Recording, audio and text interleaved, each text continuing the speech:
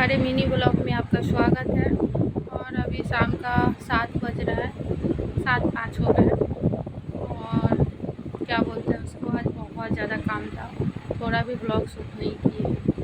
बहुत ज़्यादा था, संडे था, संडे को अक्सर बहुत ज़्यादा काम पड़ता है। गर्मी भी बहुत ज़्यादा, एक बारिश हो रहा है तो 3-4 दिन बारिश ही हो रहा है, और गर्मी दे रहा है तो बहुत ज़्यादा गर्मी दे रहा है। 4 बजे तो आज खाना खाए। रविवार को अक्सर बहुत ज़्यादा लेट हो जाता है, काम एक ही रहता है यार, फिर भी बहुत ज़्यादा लेट हो जाता है। कैसे होता है समझ में नहीं आता। तो काम वाम खत्म करके फिर थोड़ा सा आईब्रो किसी को, मतलब मेरा कस्टमर लोग को बनाना था, तो गए वहाँ पे। अपना मोबाइल लेके नहीं गए तो भी हम नहीं शुरू कर पाए, क्योंकि कैमरा पकड़ने वाला नहीं है, और इसी वजह से होता है। आईब्रो बना के जस्ट आए घर तो चाय पी रहे हैं। किनको किनको चाय पीना है हमारे घर आ जाए। ज़्यादा से ज़्यादा लाइक शेयर कमेंट करें, सपोर्ट करें प्लीज़।